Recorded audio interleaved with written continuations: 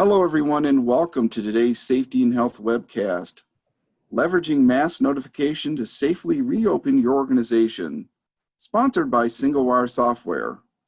This is Alan Ferguson, an associate editor at Safety and Health magazine. I will moderate today's presentation. First, we'd like to thank you all for joining us, and on behalf of the National Safety Council, whose employees are currently working away from the office, we hope that you, your loved ones, and all the people in your lives are remaining safe and healthy wherever they are. We'll start the presentation in a couple minutes, but first, there are some housekeeping items. As a disclaimer, the views of today's speaker and organization are their own and do not necessarily reflect those of the National Safety Council or Safety and Health magazine. Any mention of a commercial enterprise, product, or publication does not mean the Council or the magazine endorses those items. After today's presentation, we'll conduct a question and answer session with our speaker. To ask a question, click the Q&A button at the bottom of the screen, type your question, and click the send button. Please feel free to ask your question at any time during this presentation. You do not have to wait for the Q&A to begin.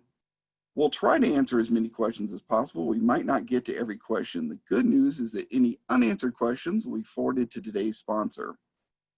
And after this presentation, you'll be asked to complete a brief evaluation survey, and I'll let you know more about that a little later. This webcast will be archived so you can access it after today's live event. To view this webcast and all of our past webcasts, go to safetyandhealthmagazine.com/events, or you may also receive a link in a post-event email. With that, let's introduce our speaker. With us today is Pat Shekel, Executive Vice President of Product Management and Marketing at SingleWire Software. Pat has more than 15 years of experience helping organizations across a wide range of industries navigate challenges and implement tools that enhance safety and communication, and he has worked with SingleWire for 10 years. Again, we thank you all for tuning into this presentation. Pat, whenever you're ready, go ahead and take it away.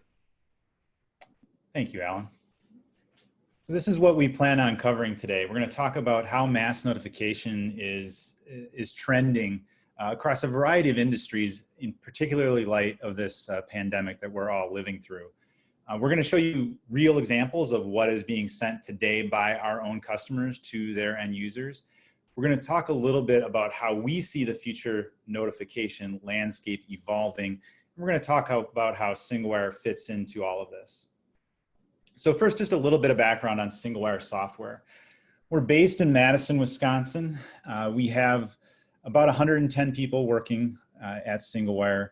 We are the makers of Informicast, and there are different service levels of Informicast. We'll talk a little bit about that later, but it is our flagship product, and many people think of us as just being Informicast and don't even think of the company called SingleWire behind it.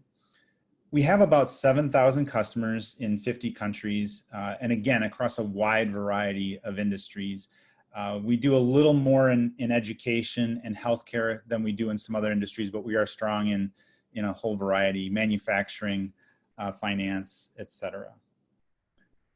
So just a little bit about what we do. We are a mass notification platform, so we send from anything you see on the left to anything that you see on the right. So there are a variety of ways to trigger a message, both manual, as you would expect, from a web console, the administrative console, by hitting a button on a phone, whether that's a traditional desk phone or on a mobile app that runs on iOS or Android.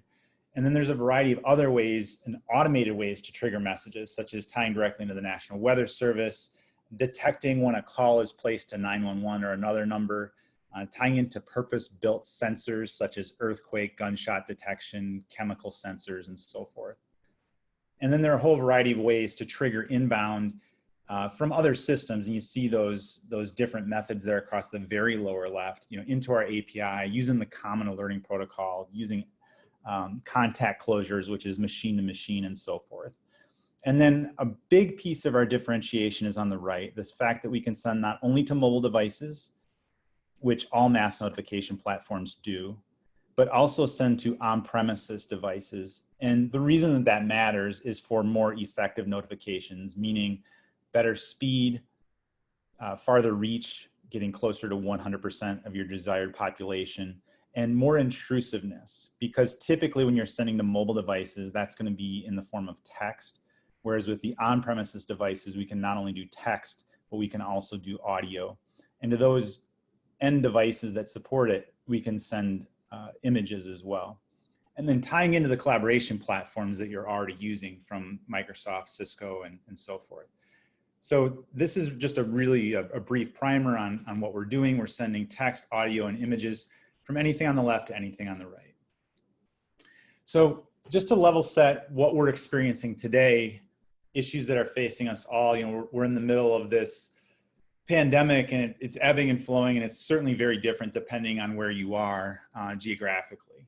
And your own experience, of course, is going to be colored by what sort of industry you're in and how that's affecting the degree to which you're open for business, et cetera. But there are a few commonalities that we're seeing, and that's that you may have workers that are falling sick, right? So you have a site that may be fully operational one day, you get the notice of a positive COVID test, you have to shut down for a deep clean and for testing and isolation, and then you reopen. And so how do you communicate with people while that is going on? It's very disruptive.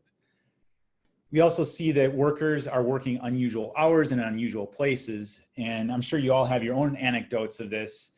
Here at SingleWire, we've seen this affect us. We have 2 working parents, both of which used to go into an office, and the kids used to go to school or childcare.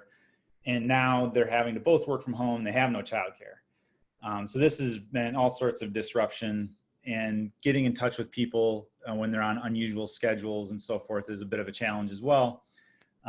We have one UX designer who is working from 1 p.m. till 9 p.m. when he used to work 8 to 5. And that's just because they needed to shift so that one person can take care of the children while the other one works. We're also seeing revenues and budgets impacted, and this is, of course, very unique to your particular organization. We know that on the state and local side, because of the lack of tourism, there are, the room taxes are down, the sales taxes are down, all sorts of things are impacted. And so you're seeing, whether it's school districts or municipalities, you're seeing revenues and budgets impacted. In the private sector, we see it as well, where even for those businesses that are relatively healthy, there is a hesitancy to spend capital because of that uncertainty and not knowing what the future holds, and the understandable reaction to want to preserve cash. Now, one of the things that we do is we use all those existing communication platforms you already have. So, we try to weave ourselves into that conversation by saying, leverage what you already have so you don't have to make a big capital outlay. And then we're seeing that mobile notifications are more important, and that includes two-way communications, getting a response or a message confirmation back from people using whatever communication channel they're using.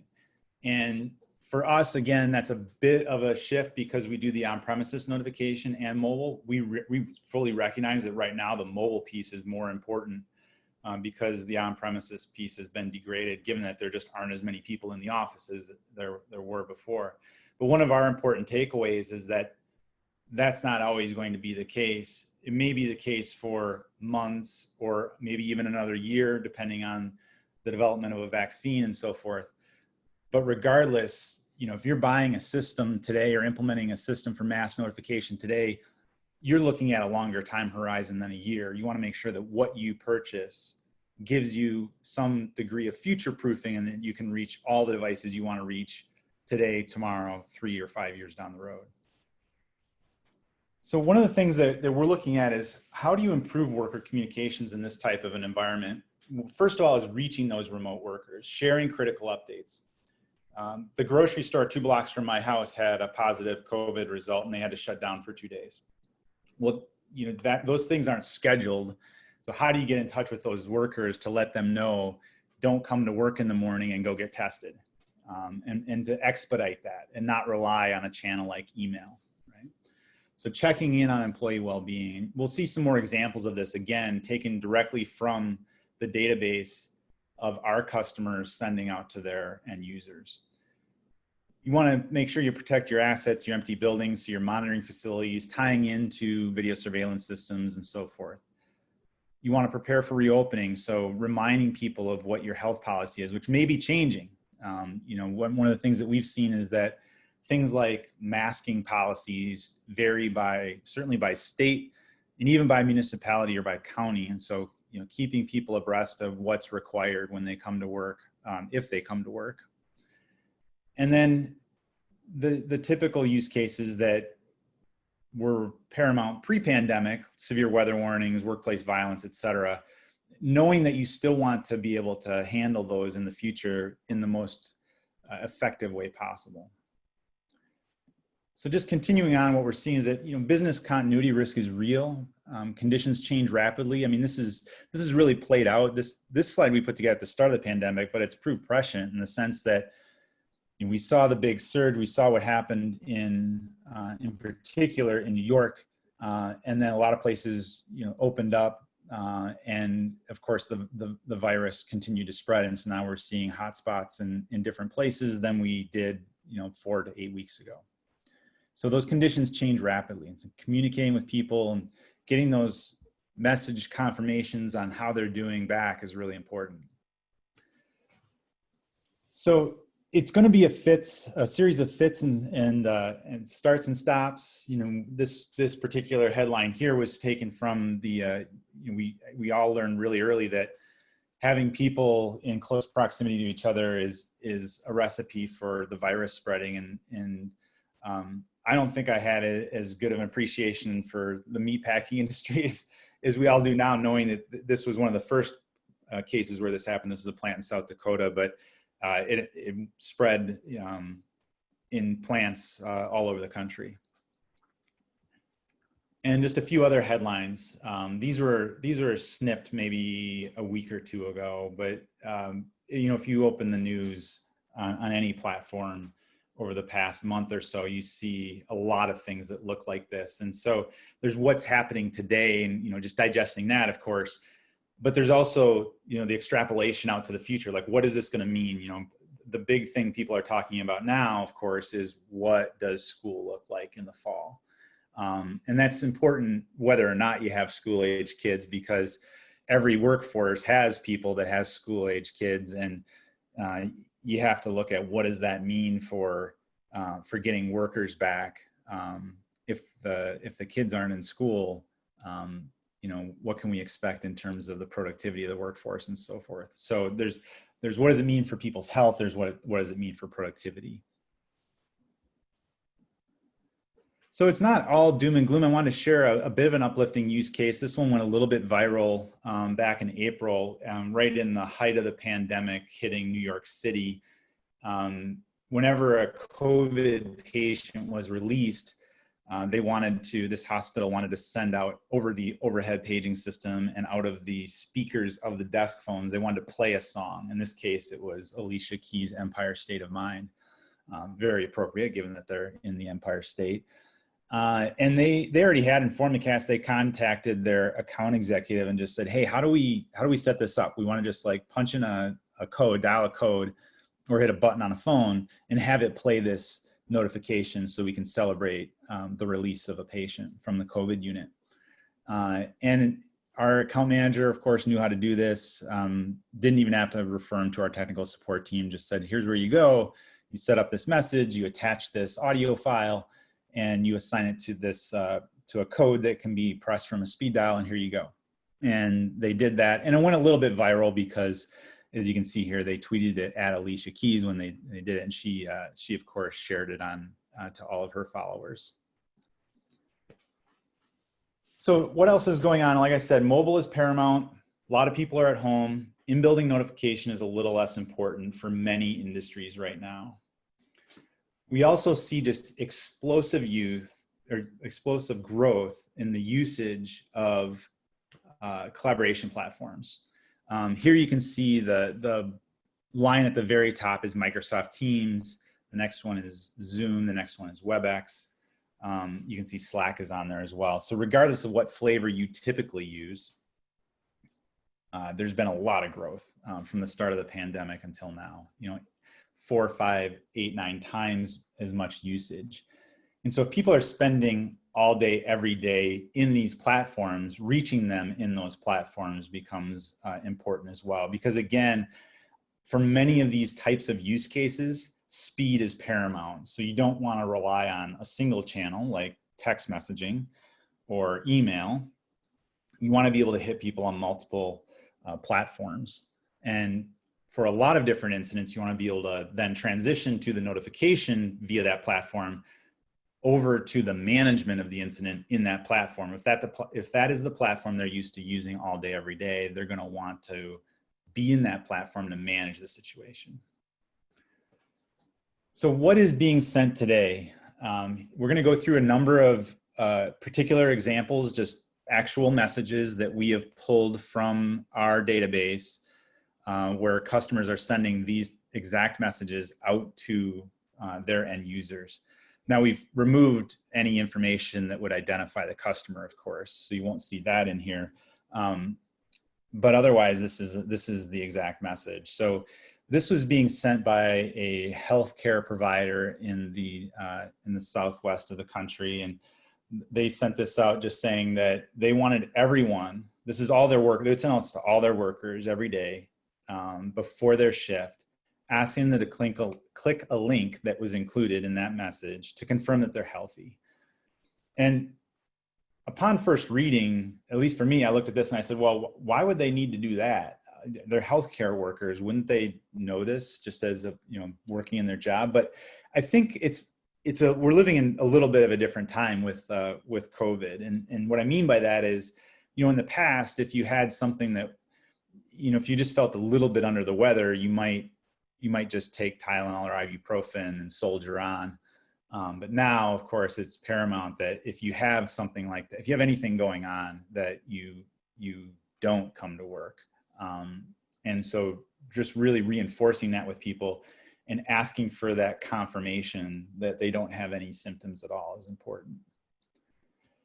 Another thing that we're seeing across industries really is this idea that if there's a waiting area, that gets, one, that of course you social distance and mask in those areas, but also that you clean it regularly. And so you see these heightened cleaning protocols happening. And how do you make sure that the staff does that when they're supposed to? And one way is to schedule a broadcast, schedule a message that sends them a reminder to clean. And this is exactly what one of our customers, more than one of our customers, we're seeing them do.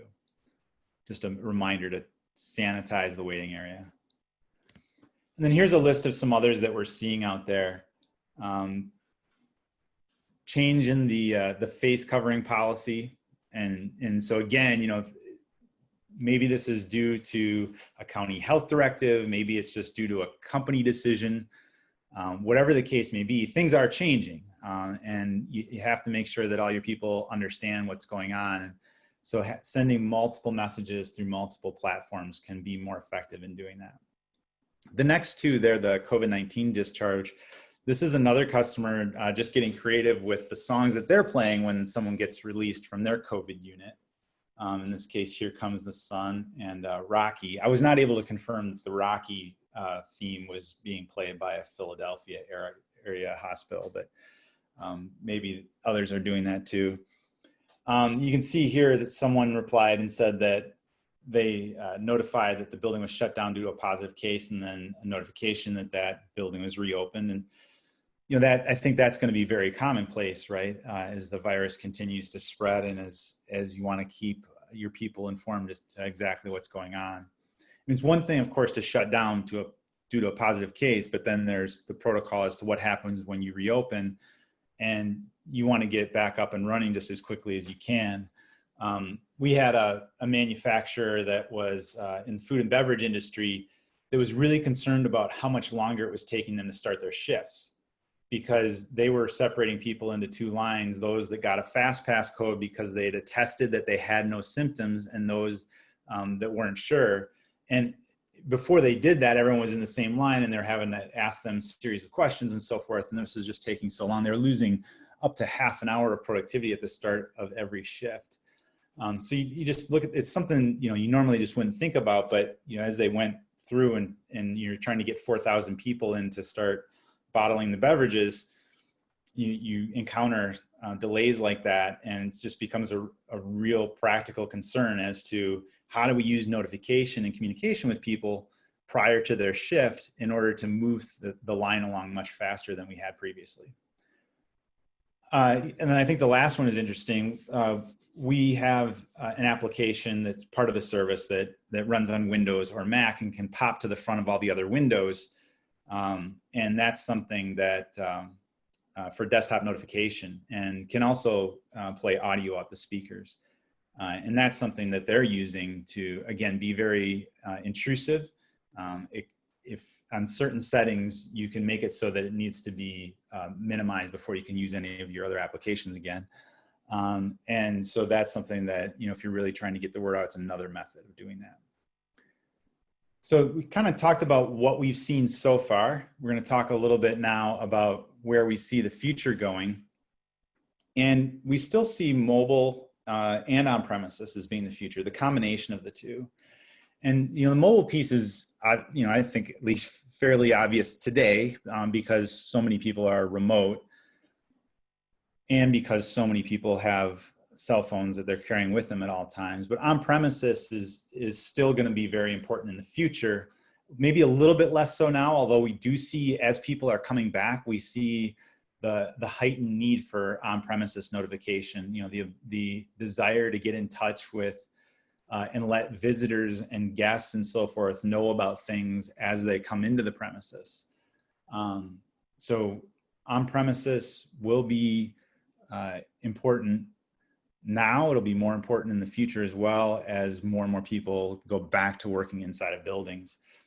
The thing that you get, again, with on-premises is you get that intrusive audio. And intrusive audio is just, it's the best way of really capturing a person's attention in a very short time frame. And the example there, like, would you send just a text message if there was a fire in a building? Of course not, right? We have fire codes, and the way that you get people's attention is via a very loud sound playing, that typical fire alarm sound. Now they're adding voice alarming to that, of course, in a lot of jurisdictions as people adapt the fire code, the latest iteration of NFPA 72. But regardless, it's still audio, right? Whether it's an audio tone being played or someone's voice saying there's a fire, proceed to the exit, it's still audio. And that's important. And yet, if you have a workplace violence situation like an active shooter or something like that, many organizations have no audio response for that. You're just sending a text message and you're hoping to reach maybe on average 80% of your population. So speed matters in those scenarios. Speed, reach, and intrusiveness matter. And the scenarios like a button asking for help, a panic button, an active shooter, a severe weather, audio is really important for those on-premises use case scenarios. So today what we're seeing, remote worker notification is the most important one that people are coming to us for. Health advisories, which is a corollary to that remote worker notification, is right up there. And then the rest of them that you see listed here, the automated weather, active shooter, 911 alerting, the IoT integrations that you see with systems and sensors such as access control systems and so forth. Those are the traditional ones that we've seen all along. And those are still important today, maybe a little bit less so because we're spending less time in our buildings, but those will return in importance as well. So now I'm just going to take you through a little bit of a journey in terms of what we see in terms of adoption. So Informacast comes in three main flavors. We're really going to talk about two today: Informacast Mobile and Informacast Fusion. Informacast Mobile is really just a simplified version. It's really what most of our competition offers, which is the ability to reach those four things you see on the right. And those are all reaching people on mobile devices. So SMS texting, because that's what everyone has access to that, whether you have a smartphone or a traditional cell phone, an app that runs an iOS or Android, calling those phones, and you can call any phone, of course, from the cloud, and then sending emails. And so that's what, when people, if you Google mass notification, you look at us or any of our competition, this is what most people offer as table stakes. Right, so that's a good way to start today. You can start with that. If you say, I just need something to get a hold of people, because we have issues going on with the virus and remote workers, or we had a wave, of course, here recently of people needing to get in touch with their people because of civil unrest. Whatever your immediate use case is, this is a very easy way to get started. And then if you want to then say, well, now on premises is more important again, then it's just a license key change. We just can we can flip you into InformaCast Fusion, which gives you not only the ability to reach people on mobile, which is what the InformaCast mobile flavor does, but also reach them on premises and also reach them on their collaboration tools. So that's what we mean by future proofing. You start with the ability to reach people on mobile, and then as the in-building use cases return in importance, you can turn that on very easily and you can tie into those other things. And let me just caveat that no customer, when they start, when they turn on their InformaCast Fusion subscription, no customer ties into all of these things at once. They're all available.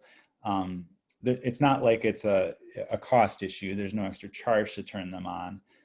We license by user, but it's just a matter of, do they want to take the time and do they have the need to tie into all of these different things, or do they even possess all of them, right? You might not have digital signage, and now you go and say, we're going to add digital signs, into the waiting areas or into the common areas of certain buildings. Do we have a way to reach them using our mass notification platform? And we do. And for example, can we reach our existing analog paging systems? Absolutely. You can turn that on day one.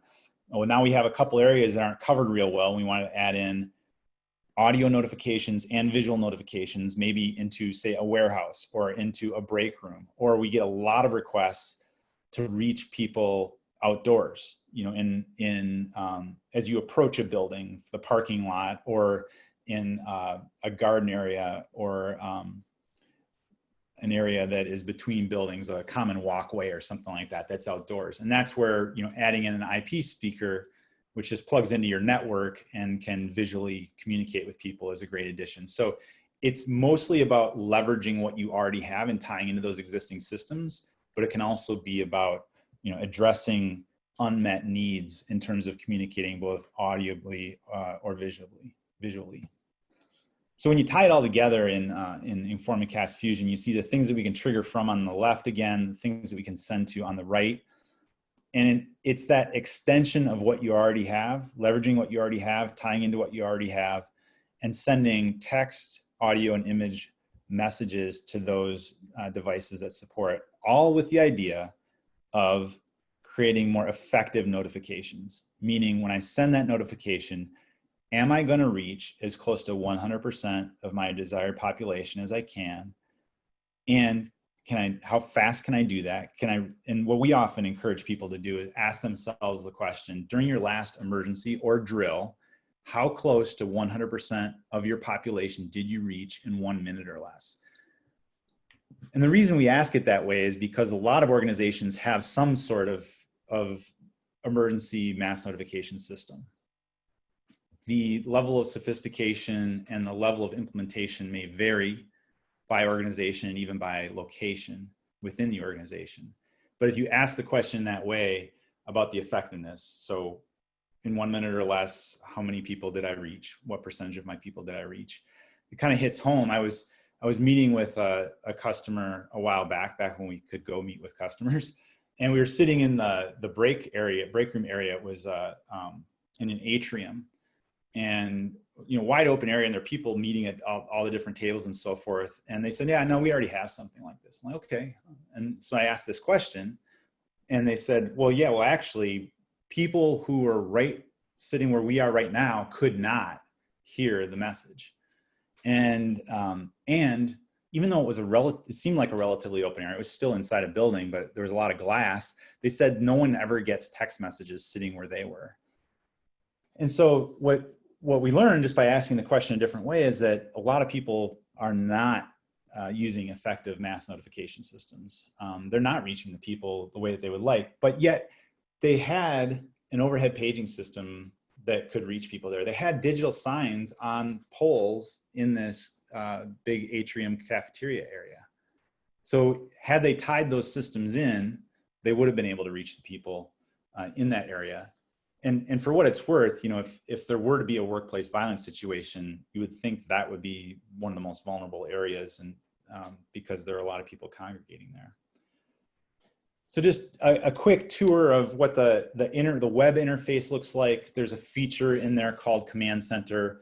This is really made for ease of sending. So you select the incident that you have, and these are all for the customer's customization. So we ship with a couple of sample ones to get you started, but then you can make them your own. One that I added here just in the last couple of weeks is that Office Open one. So when I click on that, I'm going to be able to tell people that the office is reopened after a positive COVID test. And all of these can be customized. We do have a coronavirus message pack that has a handful of messages that are particular to that issue.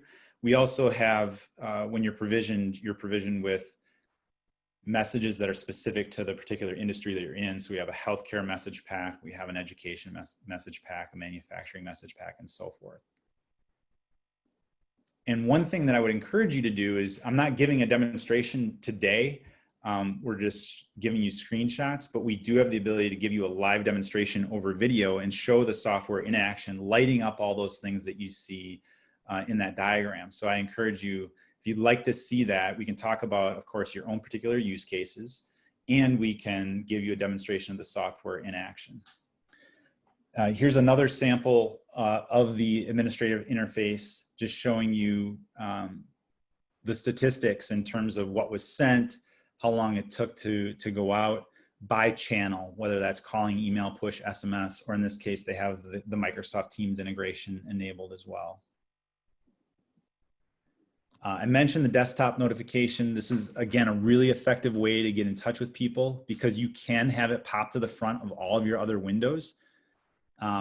We have a lot of customers in healthcare that don't want it to do that for fairly obvious reasons. You know, they could be in surgery or something like that, and they don't want to obscure the screen. So you can have it scroll as a banner across the bottom, or you can have it pop in as a toast from the top right, the way a lot of us have our email set up.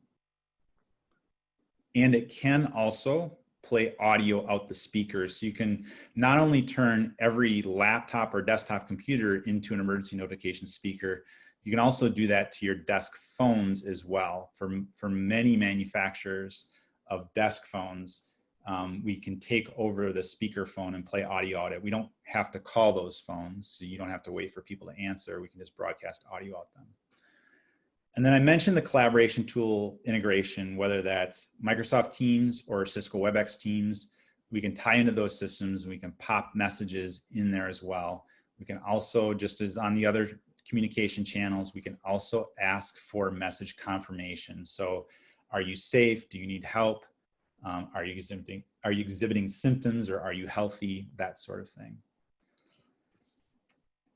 This is what we call our ecosystem, and this is all available on our website, of course, at SingleWire.com. But what this helps to illustrate are a lot of the different things that we can tie into in terms of the different categories, you know, the different panic buttons, the speakers, the Internet of Things systems, digital signage, and so forth.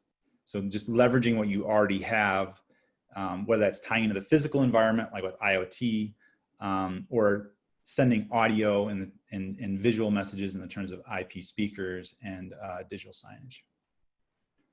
And just a sample of some of the customers that we're serving across various industries. We did put together a dedicated web page on SingleWire.com and here at coronavirus mass notification. But if you go to the home page, if you just go to SingleWire.com, we do have an orange banner right now across the middle of the page. If you click on that, you'll be taken to this page. And this is just a collection of the writing that we've done and the resources that we've produced as it relates to dealing with the pandemic. We have a number of thought leaders that we consult with regularly that have helped us craft this content. And it ranges from showing what some of our customers have done in the case of that, the COVID-19 use case in healthcare, where we put a little video together illustrating what happened when we worked with the customer on that, to different blog posts, bringing together different thought leaders and really trying to share the latest conventional wisdom on how to use mass notification or just how to deal with the pandemic in general.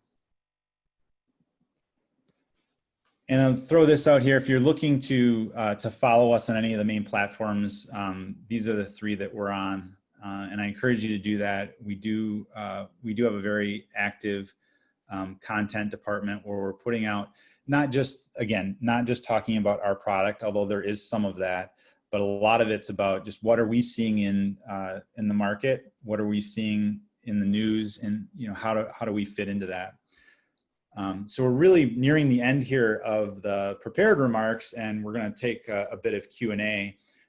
There is, of course, a free trial of our software, so you can go to our website and click on it there, or you can always send an email to that address there, sales@singlewire.com, and we'll get you set up with either a demonstration where we'll do a live demo for you, or if you want to start a free trial of your own, if you want to get your own subscription, a limited time subscription and start up, you can do that here as well. So with that, I think we'll start taking some Q&A. Yeah, thank you, Pat, for this fantastic and extremely insightful presentation. Before we start the Q&A, I want to remind everyone about the evaluation survey we're asking you to complete. The survey should open in a different screen after this webinar, and just want to remind you that your input is important because it'll help us improve our future webcasts. So we're actually, for our first question, so how do you communicate with temporary employees and or employees who don't have a company email or company cell phone? Yeah, good question. So I think the easiest way to do that is using self-service. So you do have a self-service page. You can give people either a URL to go to, or you give them a phone number. So example, text #alert to this phone number, and then they can be joined to that particular distribution list. And there's a concept we have called a campaign. So you can make that time limited if you want to. So for example, we have some customers that'll use that for just a day for visitors. You register by texting #alerts to that number, and then you're joined for a day. We have others that use it for things like limited term employees or contractors, and that'll run for 30 days. So that campaign is however you want to set it up. That's typically how we do that. Really just in this case, if you're talking about someone who you don't have a real strong connection with through a directory or something like that, or through a company email, then using the cell phone to auto register, self-service register is the most effective way to do that. So our next question, where's the data housed that is collected from employee responses? Yeah, so that's all housed in our cloud. And we're very serious about the security of that information. Only you can access it. And that is the only thing that we're going to be pulling from your organization is if you want to tie in your own directory, for example, Active Directory, or whatever your source of truth is through our user loader process. Some people's source of truth is PeopleSoft or SAP or another HR type system where they have information there. Our next question, can you say a little more about how the program interacts with Teams? What would a notification to Teams look like? Maybe text to all open chats or active groups or some other way? Yeah. So this really good question. And the answer is it depends on how you want to use it. So if you wanted to send all company, you can do that. You can use Microsoft groups, Active Directory groups, which are really the same as in many cases the same as Microsoft Teams groups, or you can send it into a particular Microsoft Teams channel. And what that's going to do is it's going to pop in a message into that channel. So if let's say there are 20 of us or 2,000 of us, we have a chemical manufacturer in France that has 4,500 people that they're all belonging to this particular it's an all company, or in their case, all company site group. And when they send out a mass notification, all 4,500 people get it. And it's going to be an adaptive card that's going to pop up and it's going to tell them what the issue is, and it gives them the opportunity to respond from inside of Teams. And then you can see those notifications coming back in the SingleWire Informacast Fusion interface. You can also initiate a message from inside of Teams. So you can type in @Informacast, and the actual method of integration is what Microsoft calls a bot. So our cloud is talking to Microsoft's cloud, and it's using a bot to tie that together.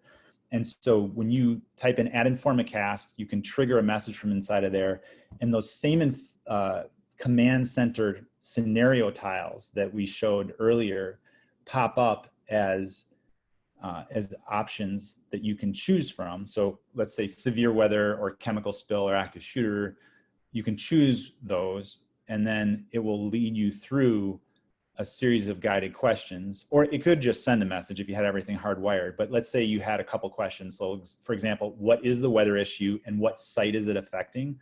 You can have those be your 2 questions. You would fill out the answers or choose the drop-down box and then click send. And then it's going to go into all of the channels that you have associated with that particular distribution list, of which Microsoft Teams might be one. So that may be one of the ones that it's going to reach people. But if you wanted to take a multi-layered approach, it could not only reach them on Teams, but it could also reach them on SMS and email, on their overhead paging system, even using text-to-speech and so forth. As a reminder before we get to our next, question, if you want to ask a question, please click the Q&A button at the bottom of the screen and type your question and click the send button, and we'll get right to it. So our next question, what are some common mistakes organizations make when implementing a mass notification system? Yeah, I think there are a few. I think one is, one that we see is trying to do too much too soon. And that's just, I talked about earlier, we try to coach people to do is walk before you run. So identify your 3 or 4 most common use cases and work to address those. And we try to help you through that by providing a discovery workbook that really identifies what is the scenario. So for example, severe weather. How is it triggered? Because it could be manual, it could be automated. Who is authorized, if it is manual, who is authorized to send it? Then what content is being sent? Where is it going? And what happens after that in terms of what actions do you want people to take? And how do you want your incident management team to respond to that? Do you want them collaborating inside of their Cisco or Microsoft tools, for example? Or do you want them on a traditional conference call, an audio call? So we have that. We ask people to walk themselves through that scenario planning, do that tabletop exercise from an incident management perspective.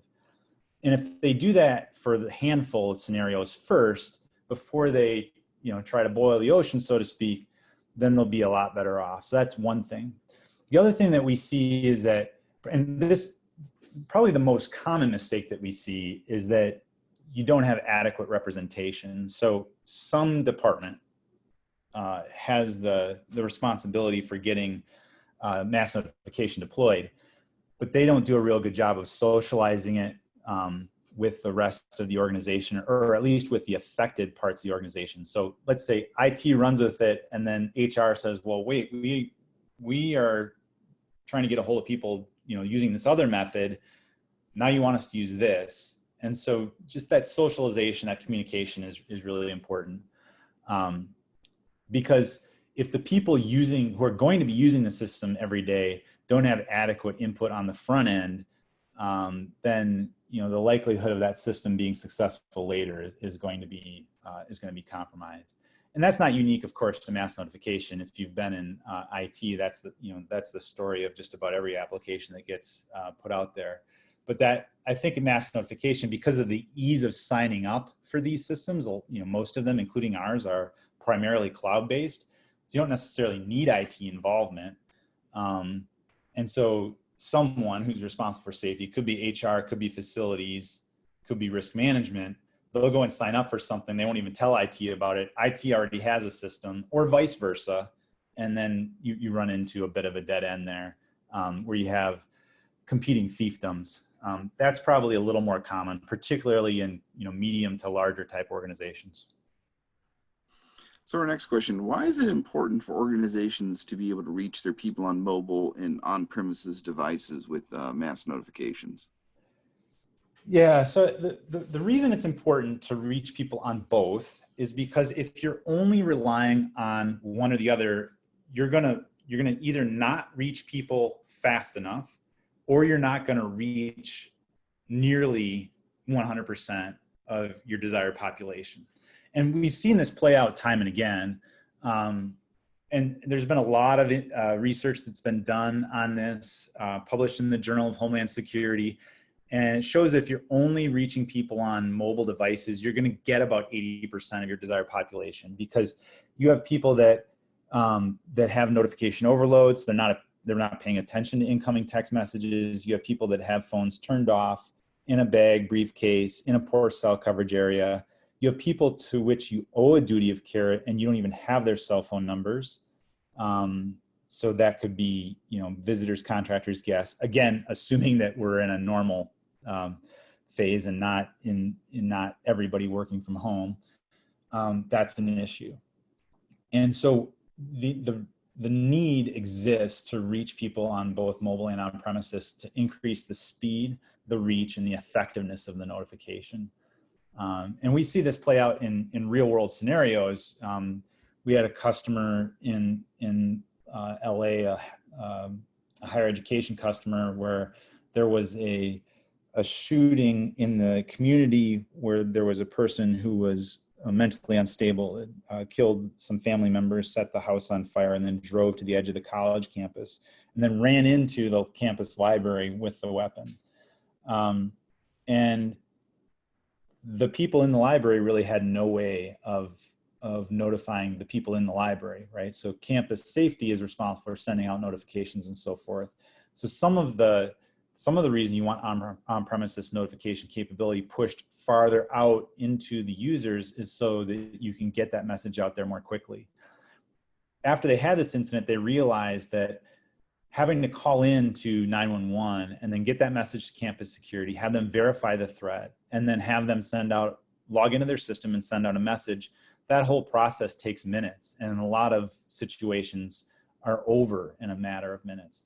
So giving the people that were in the library the ability to hit a button on a desk phone and trigger a lockdown, at least of the immediate area, while also notifying campus security, became their new protocol. And understandably so. It was just a matter of how do you give people the best chance of mitigating. You're not going to necessarily prevent a scenario like that, but how do you mitigate the potential damage? And you do that by notifying people, giving them a few extra seconds, or in this case, minutes of notice to deal with the situation. So our next question, what do you see as the biggest challenge for organizations sharing emergency communications in the midst of the pandemic? I think the biggest thing that we're seeing is that if they don't have anything already, it's just getting started.